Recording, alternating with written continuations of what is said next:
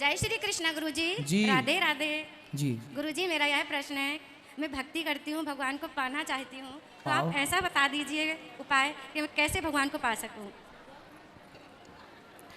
भगवान को पा सको। जी। शादी हो गई? जी गुरुजी। पति हैं? जी। पति कौन है?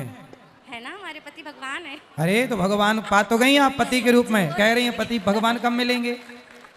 तो पति भगवान ही तो होते हैं ना? जी। नहीं होते? जी। कौन होता है पति बताओ? परमेश्वर होते फिर हैं। आप तो कह रही हो परमेश्वर कब मिलेंगे? कितने साल पहले शादी हुई थी?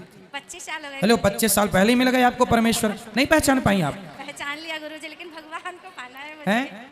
मुझे भगवान को पाना है। पति भगवान नहीं है मतलब है? है फिर कौन से भगवान को पाना है? जिनकी मैं भक्ति करती हूँ। अनुसुईया जी ने पति की सेवा करके ही ब्रह्मा विष्णु महेश को गोद में खिला लिया। नारी पतिव्रता होए तो ब्रह्मा विष्णु घर में आके तुम्हारे नाचें, क्या बड़ी बात है। भगवान वश में होते हैं नारी के, पतिव्रता नारी। पति को परमेश्वर मानकर सेवा करो, तुम्हारे द्वार पर नारायण ना आ जाए तो कह देना। जी, मुझे आभास होता है गुरुजी, बहुत ऐसे संकेत होते हैं कि जिससे मुझे भगवान मेरे पास में रहते हैं। बिल्कुल, मैं बता नहीं सकती, मुझे बहुत अनुभव होता है। आस-पास ही पर रहते ऐसा हैं मैं भगवान। प्रत्यक्ष देखना चाहती हूँ गुरुजी। जी।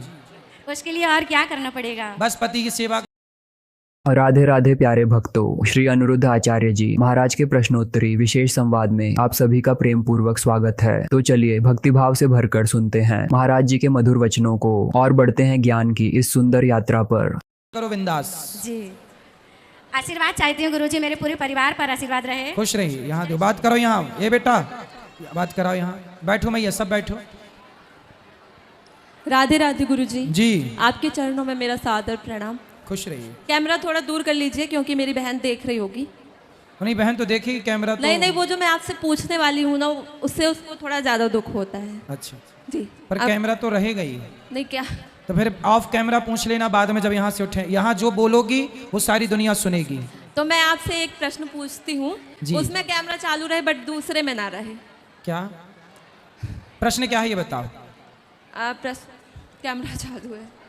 कैमरे तो भी चालू हैं, बाद में पूछ लेना एक फिर। सेकंड।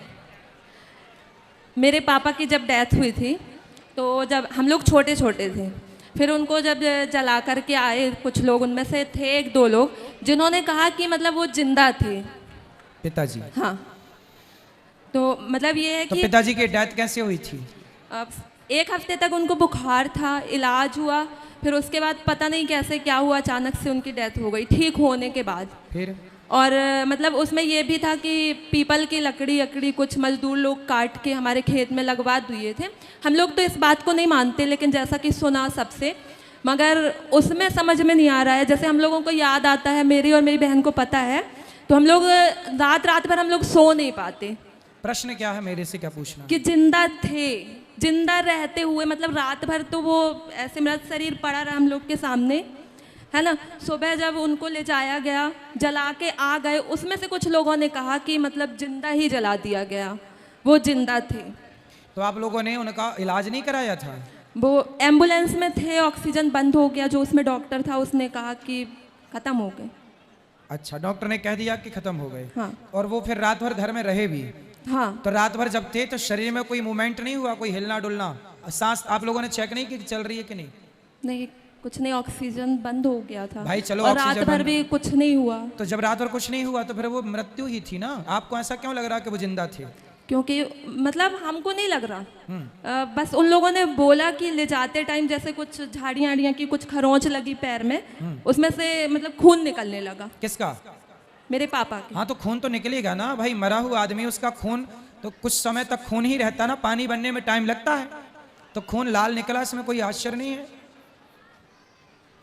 तो मतलब उन लोगों ने जो बोला वो अब पता नहीं सही बोला कि झूठ बोला। जब आपके पास रात भर थे तो वो मृत्यु थी तब तो थे नहीं, हिलते डुलते कुछ जान होती तो, या फिर एक दो डॉक्टरों को और दिखा के कन्फर्म कर लेना था आप लोगों को।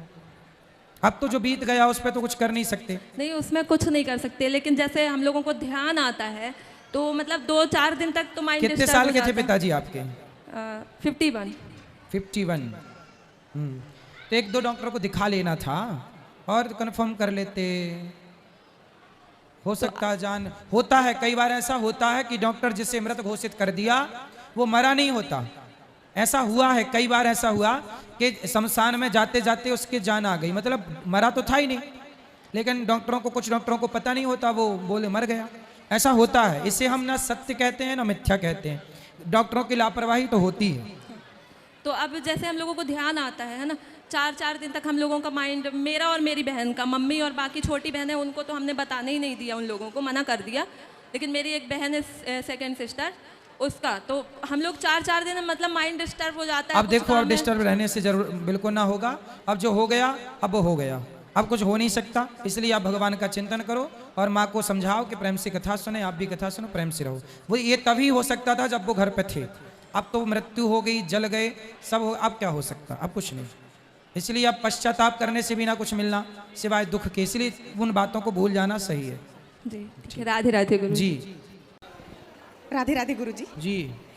गुरुजी, मेरा भाई है, ये आया है मेरे साथ, ये बहुत दारू पीता है। कहाँ है? अरे भाई खड़े हो और जा। टीचर है सरकारी। ये टीचर हैं? हाँ जी। खड़े हो जा। लेकिन इस बहुत ज़्यादा करता है। राधे राधे गुरुजी। क्या नाम है? ओमकार यादव। सरकारी टीचर हो? जी, 7 साल हो गया। तो बच्चों को क्या पढ़ाते हो? अब सर वो गुरुजी ऐसी आदत हो गई कि छोड़ नहीं मिल रहा है, और तो शराब पी के बच्चों को पढ़ाते हो? पीकर तो नहीं जाते अभी, लेकिन बचाना मुश्किल हो जाएगा, नौकरी लग रहा है। क्यों?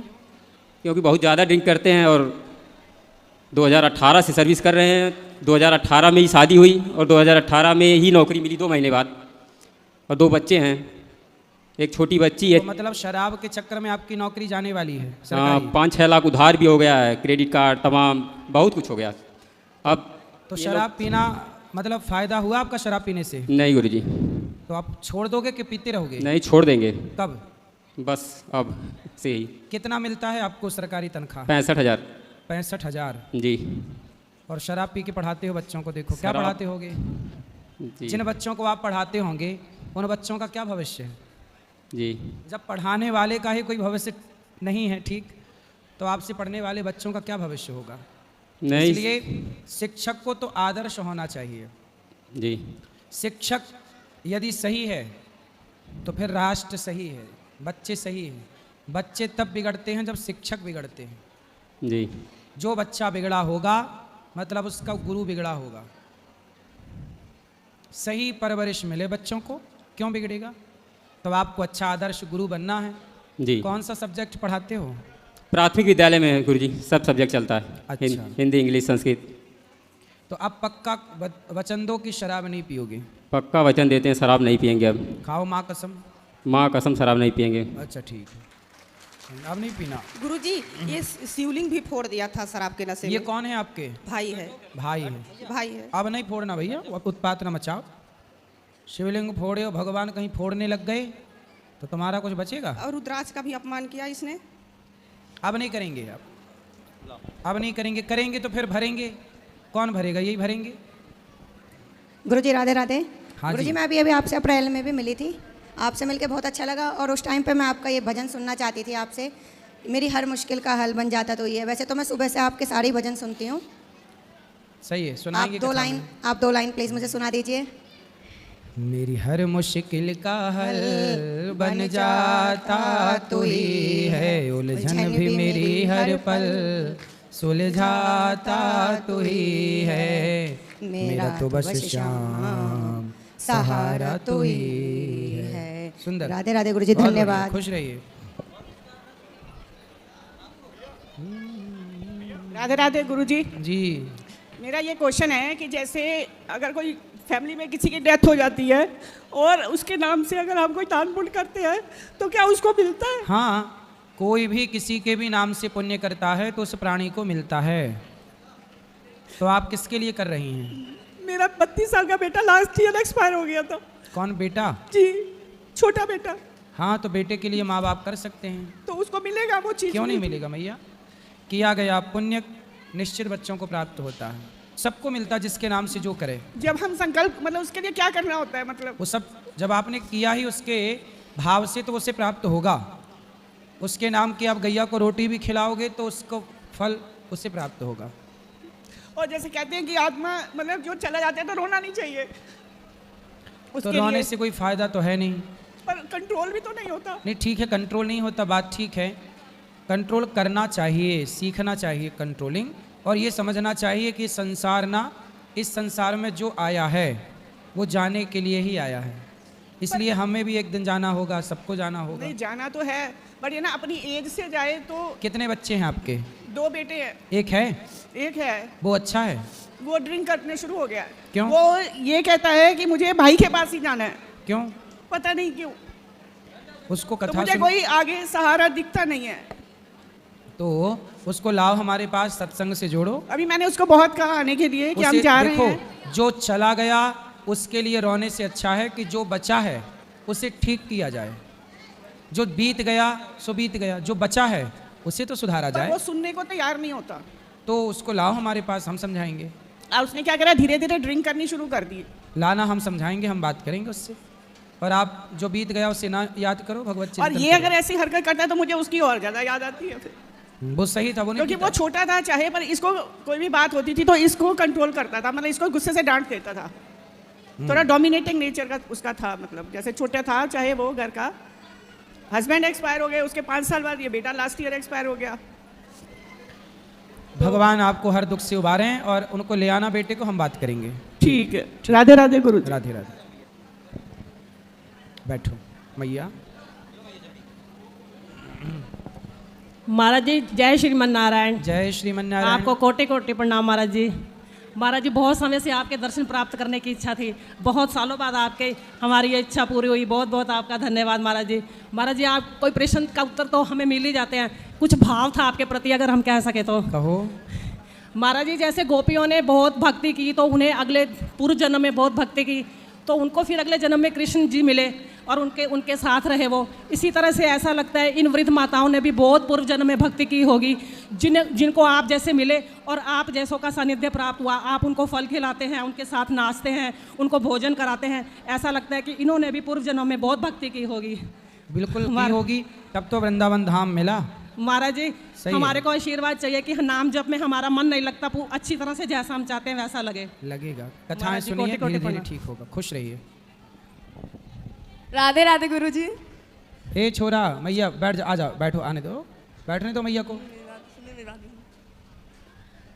सुने तो। जी राधे राधे गुरु जी। जी जी। प्रभु जी मैं वृंदावन में दर्शन करने आई थी बांके बिहारी जी के। अब मेरा मन लगता है कि मैं सारा दिन प्रभु जी के दर्शन ही करती रहूँ, वृंदावन में ही रहूँ। हाँ तो सही तो है, लेकिन प्रभु मुझे पढ़ाई भी करनी है। तो पढ़ाई करना जरूरी है जी, और मैं वृंदावन में रहती नहीं हूँ। अब मन करता है कि वृंदावन में ही रहूँ सारा दिन। प्रभु जी मैं क्या करूँ? पढ़ाई कर लो और सफल हो जाओ, फिर वृंदावन में रहना। ठीक है, पढ़ाई जरूरी है। अभी आपकी पढ़ाई ही आपके लिए वृंदावन है। अपना लक्ष्य पाना है, आपको योग्य बनना है, सफल बन के समाज की सेवा करो। पर प्रभु मुझे भक्ति भी करनी है। भक्ति सेवा ही भक्ति है। जब आप किसी भूखे को भोजन कराते हैं तो वही भक्ति है। जब आप किसी और के बारे में सोचते हैं बढ़िया, वही भक्ति है। भक्ति का मतलब केवल नाम ले रहे हैं भगवान का, वो तो भक्ति है, लेकिन मन भी स्वच्छ होना चाहिए। सेवा, सबके प्रति सद्भावना, सबके प्रति स्नेह, दया, यही ना भक्ति है। धन्यवाद गुरु जी। राधे जी बोलो बेटा। गुरुदेव प्रणाम। खुश रहिए। आपके सिर चरणों में मेरा नमन। खुश रहिए। गुरुदेव मैं ये जानना चाहता हूँ कि हम अपने ऊपर संयम कैसे रख सकते हैं? देखना इंद्रियों के न घोड़े बढ़ें, इनमें संयम के हरदम ये कोड़े पड़ें। अपने रथ को सुमार्ग लगाते चलो, मन से गोविंद गोपाल गाते चलो। देखो, कुत्ते के अंदर कोई संयम होता है? नहीं। बोलो। नहीं होता। बिल्ली के अंदर? नहीं। शेर के अंदर? नहीं। किसी भी जानवर के अंदर कोई विशेष संयम नहीं है। इसलिए भगवान ने हमें जानवर नहीं बनाया, हमें मनुष्य बनाया है।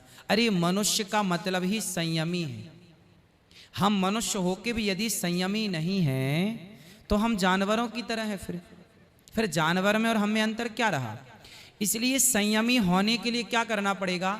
हमें सत्संग करना पड़ेगा। खूब सत्संग करो और एक नियम बनाओ कि हम सिर्फ भला करेंगे। समाज में दो चीजें हैं, एक भला एक बुरा, एक अच्छाई एक बुराई। दो चीजें हैं, एक अच्छाई और एक बुराई है। तीसरा क्या है? कुछ भी नहीं। हमें अच्छाई की राह पर चलना चाहिए और हर बुराई को छोड़ना चाहिए। कुत्ता बुराई नहीं छोड़ सकता, बिल्ली बुराई नहीं छोड़ सकती, कोई भी जीव जंतु बुराइयां नहीं छोड़ सकता। वो लड़ना झगड़ना, कुत्ते सवेरे से झगड़ते हैं, शेर बिल्ली कैसे लड़ते हैं, लेकिन हम मनुष्य हैं।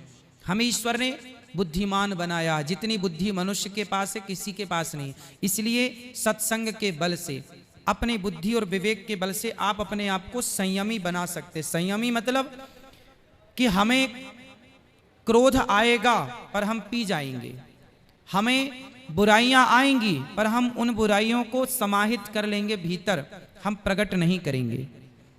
जैसे हवन कुंड में कुछ भी डाल दो स्वाहा, सब जल के आग भस्म कर देती है, ऐसे आप भी अपने चित्त को हवन कुंड बनाओ कि हर बुराई आए और आपके चित्त में आते ही वो जलकर भस्म हो जाए, सिर्फ अच्छाइयां रह जाएं। ये करना पड़ेगा। जब आप पैदा हुए आपको लिखना पढ़ना आता था क्या? नहीं आता था। फिर कैसे सीखा आपने? नहीं, माँ बाप ने सिखाया। हाँ। स्कूल में सीखे, गुरुजी ने सिखाया। प्रैक्टिस, हर चीज की क्या की आपने? प्रैक्टिस। हमने लिखने की प्रैक्टिस की, पढ़ने की प्रैक्टिस की। हमसे रोटी बोलना नहीं आता था, तोती बोलते थे। पानी बोलना नहीं आता था, मम बोलते थे। पर माँ ने प्रैक्टिस कराई, बेटा तोती नहीं रोटी। क्या कराई माँ ने? प्रैक्टिस। प्रैक्टिस। हम चलते थे तो गिर जाते थे, फिर माँ ने उंगली पकड़ के हमें चलने की क्या कराई? प्रैक्टिस कराई कि नहीं? जैसे हम प्रैक्टिस किए तो हमें सब कुछ आ गया। जैसे मंदारी बंदर को प्रैक्टिस करके उसे अपने योग्य बना लेता है, नचाता है। सबसे चंचल होता है बंदर, पर प्रैक्टिस करके उससे भी मंदारी कंट्रोल कर लेता है कि नहीं? सर्कस में शेर, हाथी मालिक के कंट्रोल पर, इशारों पर काम करते हैं। यदि जानवर को प्रैक्टिस से वश में किया जा सकता है, बंदर को वश में प्रैक्टिस से किया जा सकता है, घोड़े को वश में प्रैक्टिस से किया जा सकता है, तो आप अपने आप को प्रैक्टिस से वश में क्यों नहीं कर सकते? आप प्रैक्टिस कीजिए, कोशिश कीजिए, सब कुछ संभव है। Nothing is impossible, everything is possible. सब कुछ संभव है, आप करने का प्रयास कीजिए। करेंगे तो सब होगा, नहीं करेंगे कुछ नहीं होगा। तो मुख्य है प्रैक्टिस, अभ्यास। अभ्यासेन तो कौन्तेय वैराग्येण च गृह्यते। भगवान भी गीता में यही कहते हैं, अभ्यास करने से मन को जीता जा सकता है। अभ्यास करने से आप योगी बन सकते हैं। अभ्यास करने से ईश्वर से मन को आप डायरेक्ट भगवान से बात कर सकते हैं। ये सब प्रैक्टिस से। हमारे ऋषि मुनि सालों साल तक ध्यान में डूबे रहते थे। क्या था? ये प्रैक्टिस ही तो थी। गुरुदेव आपने बताया सत्संग करें, हाँ। लेकिन सत्संग में मन लगता नहीं है, तो मन को कैसे लगाएं? मन नहीं लगता ये सवाल नहीं होता। छोटे छोटे बच्चे स्कूल जाते हैं क्या? नहीं जाते। माँ बाप उससे क्या करते हैं? जबरदस्ती भेजते हैं, बैठा के आते ऐसे हैं। ही मन को जबरदस्ती लगाओ, सत्संग से जोड़ो, सत्संग में बिठाओ। धीरे धीरे फिर क्या होता है? बच्चे नहीं जाते स्कूल, माँ बाप जबरदस्ती भेजते हैं, फिर वो धीरे धीरे बड़े होते हैं तो क्या होता है? धीरे धीरे उनका अभ्यास हो जाता है, वो जाने लगते हैं, पढ़ने लगते हैं। उसी तरह मन पहले चंचल विचलित, नहीं जी सत्संग नहीं करेंगे, कथा नहीं सुनेंगे, उनका मन का तो काम है अलग जगह लगना। पर आप लगाओगे धीरे धीरे, आज नहीं लगेगा, कल नहीं लगाएगा, पर लगाते रहो तो कितने दिन मन की चलेगी? मन पर कंट्रोल आपको करना। मन आपका गुलाम है, आप मन के गुलाम नहीं है। आप मन को लगाइए। मन नहीं लगता महाराज जी हमारा, ये कोई सवाल नहीं है। लगाओगे क्यों नहीं लगेगा? कोई लड़की कहे गुरुजी हमसे गोल गोल रोटी बनानी नहीं आती, ये कोई प्रश्न है? अरे आपने सीखा क्यों नहीं? सीखने से क्या रोटी गोल गोल बनानी नहीं आ सकती? आप चाहें तो आप क्या नहीं कर सकते ये बताओ? सब कुछ कर सकते हैं। तो फिर जब सब कुछ कर सकते हैं तो मन को कंट्रोल भी तो कर सकते हैं, बस में भी तो कर सकते हैं ना। करने से होगा। मन नहीं लगता, ये भागना है। जी हम तो लगा ही नहीं रहे हैं, लग ही नहीं। कैसे कह सकते हैं कि मन नहीं लगता? कोशिश करिए, कोशिश करने वालों की कभी हार कहाँ होती है। करिए प्रयास, लगेगा। गुरुदेव हमारे यहाँ पर सुबह 1 घंटे ध्यान होता है। हाँ। कोशिश हम कर रहे हैं लाइब्रेरी में, लेकिन फिर भी कई बार ऐसा होता है मन नहीं होता है। कोई बात नहीं, आप करते रहिए, धीरे धीरे मन आदी होगा उस चीज का। जैसे आप जेल में कब से हैं? 2.5 साल हो गए। तो जब पहले दिन आप आए थे जेल तो आपको यहाँ बिल्कुल अच्छा नहीं लग रहा था? जी नहीं। बहुत ज्यादा आप उदास थे, परेशान थे।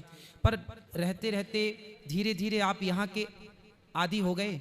अब यहाँ पहले की अपेक्षा कुछ ठीक लगने लगा। पहले की अपेक्षा कुछ ठीक लगने लगा। ठीक, ऐसा सही है या गलत है? ये बात सही है कि पहले की अपेक्षा थोड़ा ठीक लगने लगा?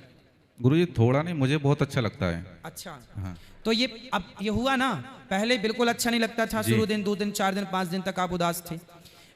आदि, मन चीजों का आदि होता है धीरे धीरे, उसी प्रकार आप अपने मन को सत्संग से जोड़िए। अच्छा ये बताइए, आपने ऐसा क्या गुनाह किया कि यहाँ आ गए?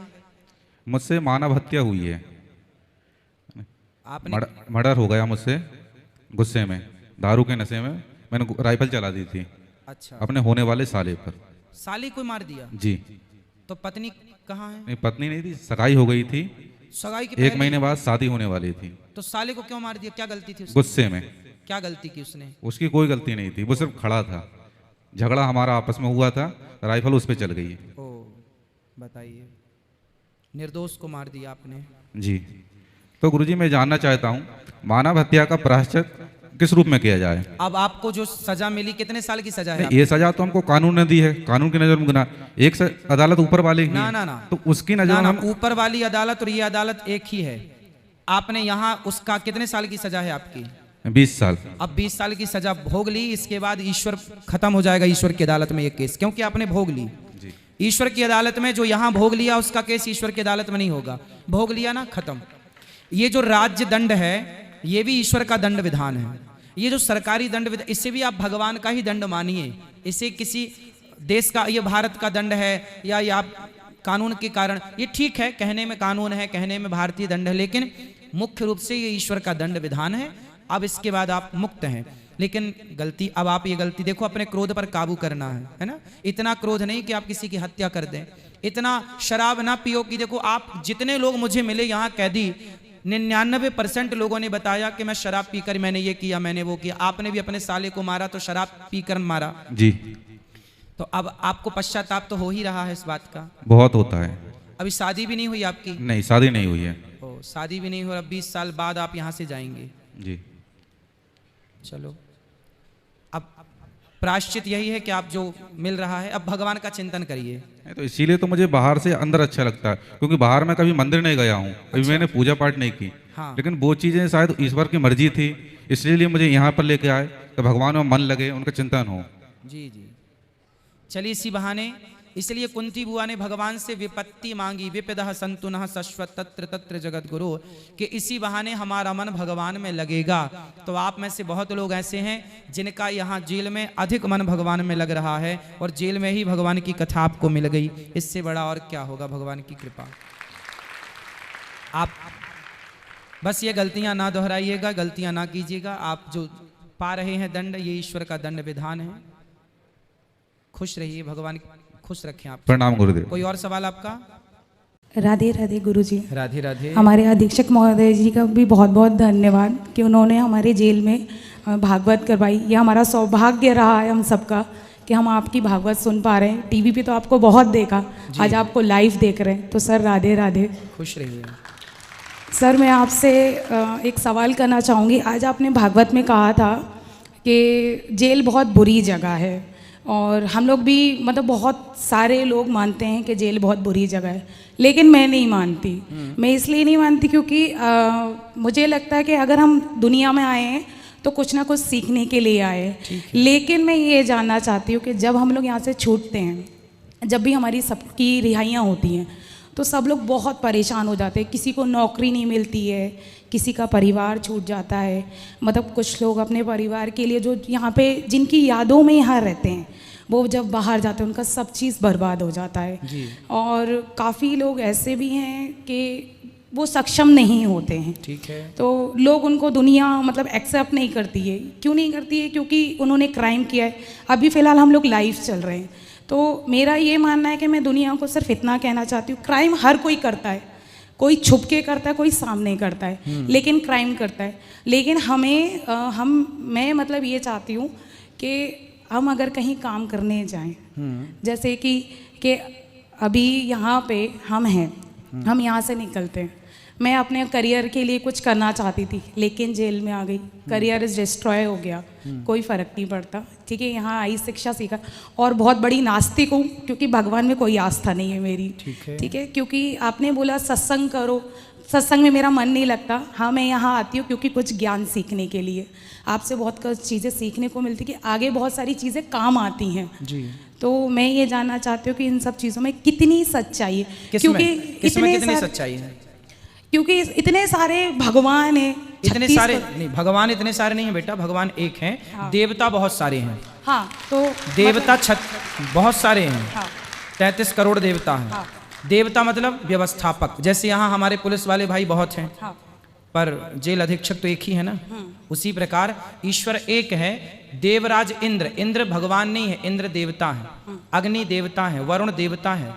तो ये सब देवता, भगवान तो एक है, बहुत सारे भगवान का सिस्टम नहीं है। तो मतलब आप भगवान को नहीं मानती? नहीं। क्यों ना मानने का कारण? रीज़न ये है सर कि मेरा ये मानना है कि मेरे लिए मेरे भगवान अगर कोई है तो वो मेरे मम्मी पापा हैं। ठीक है, मुझे यहाँ से निकालेंगे वही, ठीक है, मेरे लिए सेवा करेंगे वही, ठीक है। अब मेरा बस ये जानना है कि आप मुझे ये बताइए कि जब मैं यहाँ से छूटूंगी तो मुझे काम कौन देगा? वो तो क्या आप देंगे? नहीं, आपने पहले बताइए क्राइम क्या किया है? सर मैं अपहरण में हूँ। और किसका अपहरण किया था? सर लड़की का, और एक लड़की ने कहा कि हमने उसका अपहरण किया है, तो शायद हो सकता है हमने किया हो। सर यहाँ आने के लिए, आपसे मिलने के लिए अपहरण किया था, इसलिए आ गई सर। तो कितने साल से हो आप यहाँ? सर 5 साल से हूँ। तो आपने किसी लड़की का अपहरण क्यों किया? सर ये तो क्राइम है, झूठ है, क्योंकि जस्ट फ्रेंड वगैरह होती हैं। अब आप किसी के साथ भग जाओ तो उसमें हम सब क्या करें? अब हम सब तो फिर जिसका अपहरण किया फिर वो अपने माँ बाप को लड़की वापस मिल गई कि नहीं? हाँ सर मिल गई, हम ही लोगों ने दी थी। तो आपने अपहरण करके कुछ फिरौती मांगी थी उनके माँ बाप से? कुछ भी नहीं सर, हमारे पास उससे ज़्यादा था। तो फिर क्यों किया अपहरण? जब था तो क्यों किया? सर एक्चुअली उसका किसी से अफेयर चल रहा था।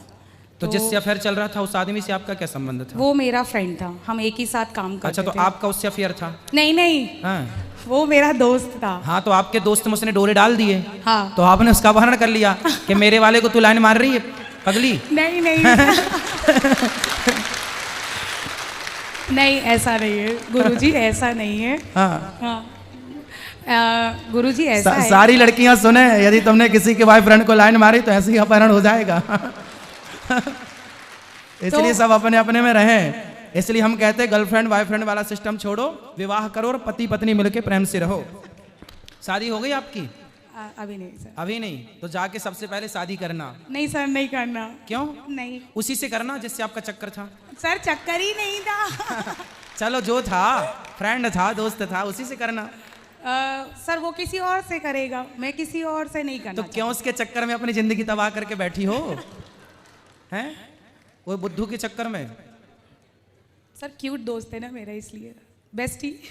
अच्छा ये बताओ, भगवान को क्यों नहीं मानते आप? आपने कारण बताया। यदि मान लेंगे ईश्वर को तो क्या नुकसान है आपका? सर समझ में नहीं, सॉरी गुरुजी मेरा है ना सच में भक्ति में मन नहीं लगता। नहीं, भक्ति अलग विषय है, हम भक्ति की बात कर ही नहीं रहे, हम तो ईश्वर को मानने और ना मानने की बात कर रहे हैं। आपने पहले बोला हमसे कि हम तो अपने माँ बाप को मानते हैं क्योंकि वो हमारी रिहाई कराएंगे। हाँ। अच्छा ये बताओ कि आपके जो माता पिता हैं, जब आप अपने माँ के पेट में थी तो आपको 9 महीने तक किसने, आपकी 9 महीने तक किसने आपको डेवलप किया पेट में? किसने आंखें लगाई, किसने हाथ बनाया, किसने हड्डियां तैयार की, किसने आपको ये सुंदर सा शरीर दिया? कौन था? आप यदि अंधी होती, लंगड़ी होती, बहरी होती तो आपकी माँ क्या कर लेती? आपके पिता क्या कर लेते? जिसके बेटे अंधा अंधे लंगड़ा लंगड़ी हैं तो क्या उसके माँ बाप ने क्या कर लिया? क्या माँ बाप के हाथ में है कि मेरी बेटी अंधी ना हो या मेरा बेटा अंधा ना हो या लंगड़ा ना हो, लंगड़ी ना हो? किसके हाथ में है ये? आप जब अपनी माँ के पेट में थी तो कौन था वो जिसने आपको आंखें दी? कौन था जिसने आपको सलामत से पैर दिए, हाथ दिए? कौन था? नाम बताओ जरा उसका। सर उसके बारे में तो नहीं पता मुझे। हाँ बेटा, जो हाथ देने वाला, पाँव देने वाला, आपके पिता के द्वारा तो माँ के पेट में पानी की कुछ बूंदें गई थीं। उस पानी की बूंदों से एक सुंदर से इंसान का निर्माण होता है और वो निर्माण करने वाला कोई और नहीं है। ये पांडाल लगा है तो इसे लगाने वाला कोई होगा कि नहीं? हाँ। जेल की व्यवस्थाएं इतनी बढ़िया हैं, यदि व्यवस्थाएं हैं तो कोई करने वाला होगा कि नहीं? तो फिर जब आप बनी तो आपको बनाने वाला कोई था ना, और जो था उसी का नाम भगवान है। उसी की कथा हम सुनाने यहाँ बैठे हैं। उसी का नाम है परमात्मा, उसी का नाम है कृष्ण, उन्हीं का नाम है राम। अच्छा सर, आप जिसने आपको बनाया, सब कुछ दिया, उसी को आप कह रही हो कि हम भगवान को नहीं मानते। अच्छा गुरुजी एक बात बताइए, हम लोग मर्डर करें तो मर्डर, भगवान मर्डर करे तो वो वध। तो वध में और मर्डर में फर्क कितना? कहाँ भगवान ने मर्डर किया बताइए। भगवान ने मर्डर तो मर्डर होता है। रावण को मारा। हाँ। तो रावण को मारना, कंस को भी मारा। हाँ ठीक मारा। शिशुपाल को भी मारा। हाँ। हिरण्याक्ष को भी मारा। हाँ। हिरण्यकश्यप को भी मारा। हाँ। तो क्यों मारा? तब तो जेल नहीं थी भाई। भगवान देखो, भगवान है। गंगा का पानी आप बाल्टी में भर लो, गंगा का पानी बाल्टी में भर लो, तो उस बाल्टी में जो है ना सुअर मुंह डाल देगा तो वो बाल्टी का पानी अशुद्ध हो जाएगा, भले वो गंगा का है। गंगा का पानी बाल्टी में भर दो और सुअर मुंह डाल दे तो वो अशुद्ध हो जाएगा। लेकिन बहती गंगा में लाखों सुअर नहाए तो क्या बहता जल अशुद्ध होगा? उसी तरह भगवान सर्वसमर्थ हैं, समर्थ को नहीं दोष गुसाई। भगवान सृष्टि के पालनहार हैं, संहार करता है, उन्हें दोष नहीं लगता किसी चीज का। वो तो राक्षसों को, रावण को मारकर उन्होंने व्यवस्था की। राम जी राजा हैं, बात समझो। राम जी कौन है? राजा। और राजा का धर्म है कि जो गलत करता है उसे दंड दे करके और उसको न्याय की व्यवस्था करना। रावण जैसे पापी को मारना राजा का धर्म होता है। पहले के जमाने में ये जेल वेल नहीं था ना, राजा ही दंडित करता था। तो राम जी ने रावण को मारा, दंडित किया, क्योंकि उसने आज सीता माँ को चुराया, कल किसी और की पत्नी को चुराता, परसों किसी और की। रावण जैसे लोगों को नहीं मारना चाहिए था क्या? आप बताओ। मारना चाहिए था। हाँ, फिर ठीक किया राम जी ने कि गलत किया? ठीक किया। तो फिर काहे गलत कह रही हो? आप बताओ, भगवान को मानोगे कि नहीं? ये बताइए, कलयुग में भगवान मिलेंगे? मिलेंगे क्या? मिल चुके हैं सबको, बस पहचानने की देर है। हम सबको भगवान मिल चुके हैं। कहाँ मिले हैं, किस तरह मिले हैं? माता के रूप में, पिता के रूप में, गुरु के रूप में, दीन दुखी के रूप में। अरे भैया, सब में ईश्वर है, कहाँ नहीं है भगवान? सब में देखो ना, सबकी सेवा करो ना। हम अपना कार्य करें, सबकी सेवा करें, सब में ईश्वर का दर्शन करें। वो हमें योग्य समझेंगे तो अपना दर्शन दे देंगे। ठीक है गुरुजी, मान लूंगी। मान लोगे? क्यों मानोगे भगवान को? भगवान में माता पिता है, माता पिता ही भगवान है। हाँ। और मेरे कृष्ण तो मेरे मम्मी और मेरे पापा हैं। मम्मी नहीं, मैया। मैया बाबा। हाँ, मैया बाबा बोला करो। ठीक है। और अब किसी का अपहरण मत करना। हाँ। जी गुरुजी, गलती हो गई। ठीक, और शादी कर लेना जाती। नहीं सर गुरुजी, शादी नहीं करूंगी। फिर चलो कर दुनिया लेना। में अकेली आई हूँ, अकेले ही जाना है। जेल से मैं भी अकेले आई हूँ, जेल से अकेले ही जाना है। चलो आपकी मर्जी, पर हम तो यही कहेंगे विवाह कर लेना। गुरुजी के चरणों में शत शत नमन। जय श्रीमन नारायण। गुरुजी, मेरा पहला प्रश्न है कि कर्म का फल हर व्यक्ति को भोगना पड़ता है, अच्छा हो या बुरा हो। तो जैसे किसी व्यक्ति ने इस जन्म में या पूर्व जन्म में कोई बुरा कर्म किया और उसको इस जन्म में किसी दूसरे व्यक्ति के द्वारा दंड मिला, तो क्या जिस व्यक्ति के द्वारा उससे दंड मिला उस व्यक्ति को भी दंड मिलेगा उस कर्म के द्वारा? उदाहरण स्वरूप, जैसे एक बहू है और एक बेटे हैं, अपनी सास को उन्होंने घर से निकाल दिया। तो अब जब उनके बेटे बड़े हुए, उनकी बहू ने भी उन्हें घर से निकाल दिया, क्योंकि उन्होंने अपने सास को निकाला था। तो जो दूसरे बहू और बेटों ने निकाला अपनी सास को, तो क्या उनको दंड मिलेगा? ऐसा है, कर्म का विधान दो तरह से होता है। एक तो विधान ये है कि पिछला कर्म इस जन्म में आपको मिल रहा है, कर्मों का दंड, अच्छा या बुरा जी। लेकिन कुछ कर्म ऐसे हुए हैं जो इसी जन्म में आप क्रिएट करते हैं, मतलब आप नए कर्म पैदा कर रहे हैं। जैसे आपने अपनी माँ को घर से निकाल दिया, उदाहरण एग्जाम्पल जी। आपने किसी को एक थप्पड़ मार दिया जी जी जी। तो जरूरी नहीं है कि उसने आपको कभी एक थप्पड़ मारा हो जी।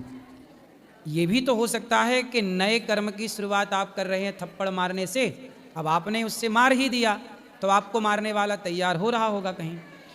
दोनों बातें हैं, ये चाबी ईश्वर के पास है जी। ये ईश्वर ही जानते हैं कि जो आज हमें मिल रहा है अच्छा या बुरा, ये हमारा पिछला है या इसी जन्म का है, या जो हम कर्म कर रहे हैं आज ये पिछले के कारण कर रहे हैं या नया कर्म हम क्रिएट कर रहे हैं, नया हम निर्माण कर रहे हैं अपने लिए। जैसे आज गौरी गोपाल आश्रम में इतने सारे भक्तों की सेवा हो रही है, तो मुझे नहीं पता कि ये मैं जो कर रहा हूँ ये नया कर्म कर रहा हूँ या पिछले का मुझे सौभाग्य मिल रहा है करने का, तो ये नहीं जानते हम। बस हम अच्छे कर्म करते रहें, अच्छे कर्म करते रहो, बुरे कर्म से बचो, और ये मानो कि भगवान इस हाथ से, इस शरीर से ये सारा कार्य भगवान करा रहे हैं, बुरा हमसे ना कराएं। जी। एक बार क्या हुआ, एक भक्त हुए, गोरा कुम्हार, महाराष्ट्र की कथा है। गोरा कुम्हार का छोटा सा बच्चा था, नाम था विट्ठल। माँ पानी भरने कुएं में चली गई छोड़ के, कुम्हार थे वो, माटी रौंद रहे थे। तो वो कीर्तन, वो बड़े भक्त थे, कीर्तन करते विट्ठल विट्ठल विट्ठल, वो माटी रौंदते हैं ना कुम्हार लोग घड़ा बनाने के पहले। तो उस माटी के भट्टे में उनका छोटा बच्चा जागा, तो अपने पिता के पास घुटनों के बल आया, रोया, पर वो ध्यान में थे तो सुने नहीं, पर वो बच्चा उस माटी में गिर गया और दुर्भाग्य से वो माटी रौंदते रौंदते बच्चे के सिर पे पांव रख दिया और बच्चा पूरा माटी के अंदर धंस गया और उनके बच्चे की हो गई मृत्यु।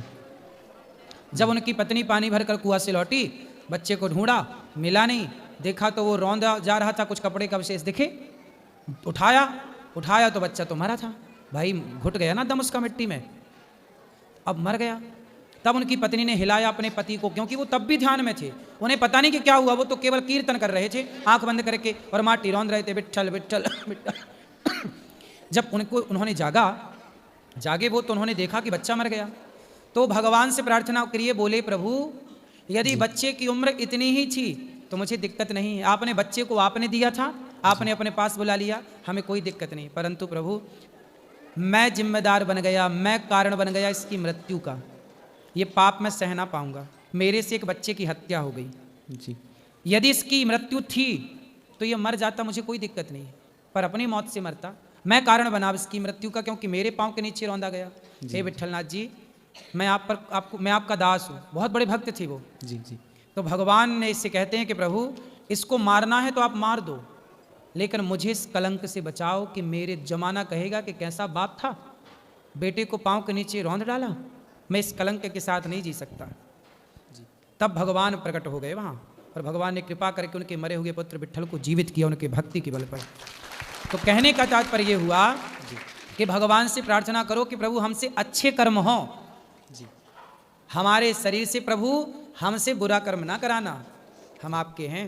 और याद रखिएगा भगवान का जो भक्त होगा वो अच्छे कर्म ही करेगा, कभी उसका हाथ बुरे कर्म के लिए उठ ही नहीं सकता।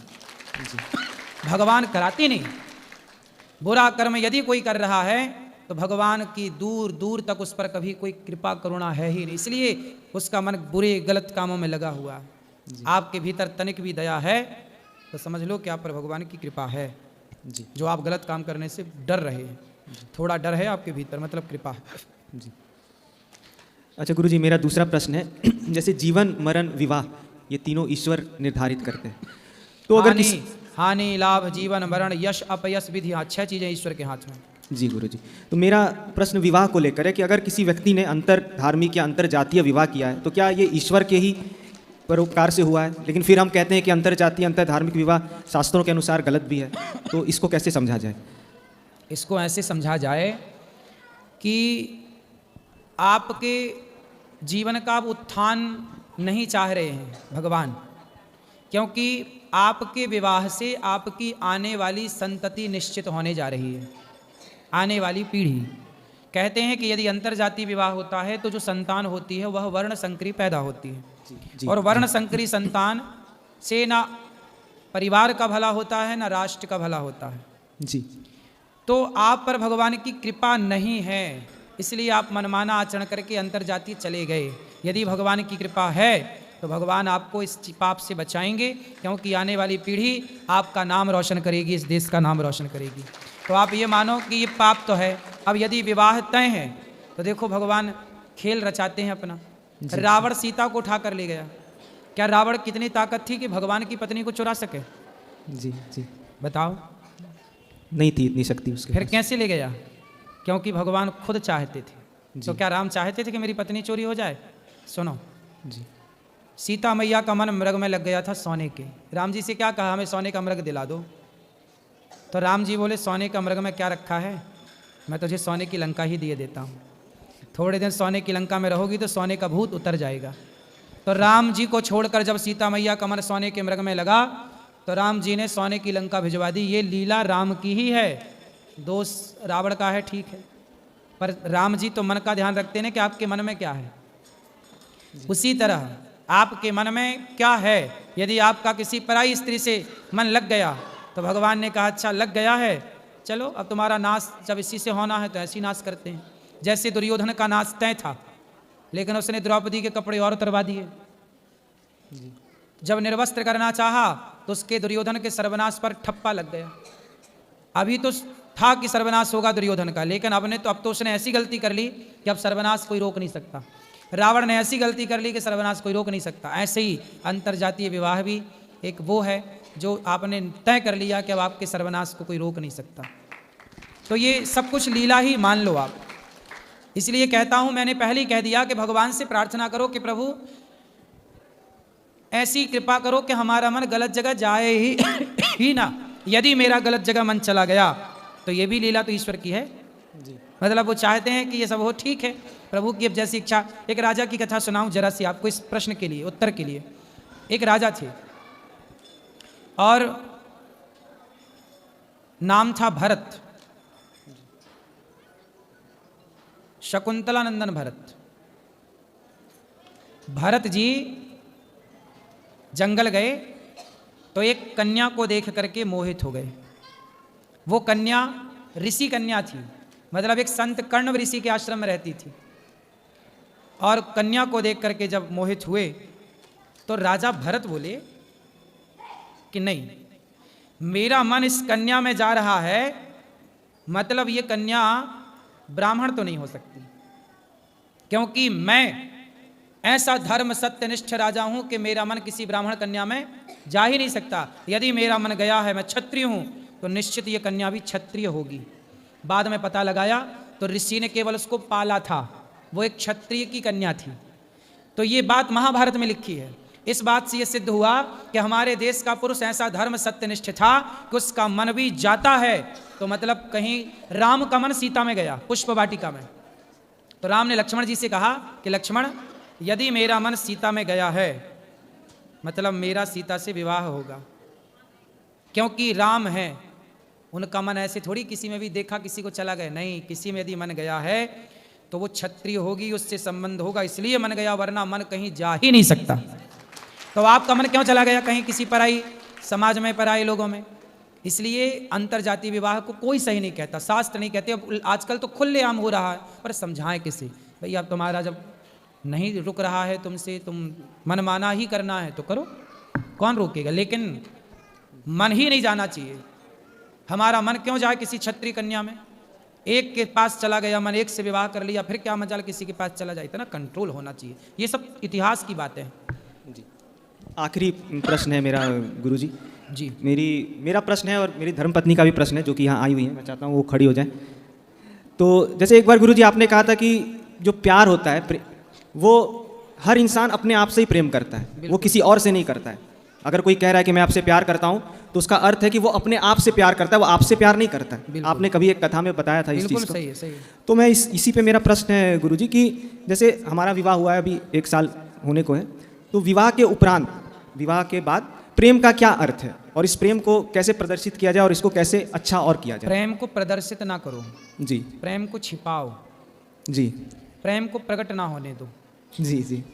क्या है, आजकल ना प्रेम केवल शब्दों तक सीमित रह गया है जी। यदि पत्नी कह रही है कि हम आपसे बहुत प्यार करते हैं, तो आप मान लेते हैं कि हाँ कह रही हो तो करती होगी। पति भी कहता है कि हम तुमसे बहुत प्यार करते हैं, तो पत्नी मान लेती है कि जी आप कह रहे हैं तो करते होंगे। कह सब रहे हैं, पर अपने अपने हृदय में हाथ रख के बताओ कि कर कौन रहा है, कितना कर रहा है।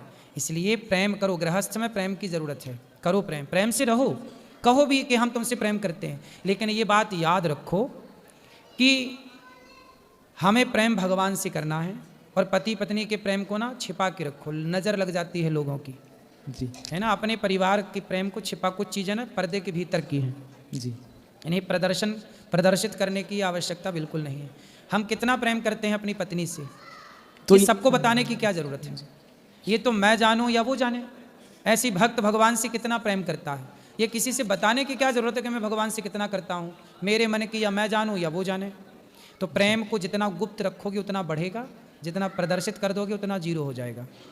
इसलिए इसे गुप्त रखो, भीतर की बातें हैं भीतर ही रखो। रही बात प्रेम की, तो प्रेम भगवान से करो, संसार के लोगों से प्रेम कदापि नहीं हो सकता। संसार के हर रिश्तों में स्वार्थ है, लेकिन आपका नया नया विवाह है, ये बात मैं आपको अभी ना समझाऊं, जब आपकी शादी के 25-30 साल हो जाएं तब अपने आप समझ में आ जाएगा सब चीज़ें। अभी तो एंजॉय करो, आनंद से, खूब प्रेम से रहो। कुछ ज्ञान ऐसा होता है ना कि समय के साथ दिया जाता है। अब जैसे 5वीं कक्षा का विद्यार्थी है, उससे हम पीएचडी की बातें तो नहीं बता सकते ना जी जी। तो वो पीएचडी का ज्ञान पीएचडी के स्टूडेंट को मिलेगा। तो आप अभी परिवार में आए हो, गृहस्थी में, इसलिए अभी मौज से रहो, खूब भगवान का चिंतन करो, एक दूसरे की भावनाओं की कदर करो, समझो। जब आपकी दाढ़ी मूछें सफ़ेद होने लगे तब मेरे पास आना, फिर मैं इस प्रश्न का उत्तर दूंगा, क्योंकि इस प्रश्न का उत्तर लेने के अधिकारी आप तब हैं जब आपकी दाढ़ी थोड़ी थोड़ी सफ़ेद होने लग जाए। जी गुरुजी। अभी दे दूंगा तो आपके रिश्ते ठीक होंगे, पर अभी ठीक हैं, बिंदास चल रहे हैं। अभी आप उस ज्ञान के अधिकारी अभी नहीं हैं। बात समझ में आ रही है? मैं दे सकता हूँ सब चीज़ें, लेकिन एक अधिकार होता है ना सब चीज़, किस क्षेत्र में किस उम्र में कौन सा ज्ञान लेना चाहिए। बात जस जस भीगे कामरी तस तस भारी होए। कुछ ज्ञान समय के साथ आता है। जैसे आपकी शादी का भी 1 साल हुआ है, अभी आप दोनों का प्यार है, कुछ वर्षों बाद बच्चा होगा, फिर आप दोनों का प्यार तीसरे में बटेगा, फिर उसके बाद फिर चौथा होगा, उसमें बटेगा। ऐसे धीरे धीरे जब फिर आपको सबका अनुभव हो जाएगा, है ना, तब फिर आना हमारे पास। फिर जब तक हम भी बूढ़े हो चले होंगे और आप भी बूढ़े, पर अपन दोनों बुढ़ा बुढ़ा मिलेंगे। जी गुरुजी। राधे राधे गुरुजी, आशीर्वाद दीजिए। खुश रहिए।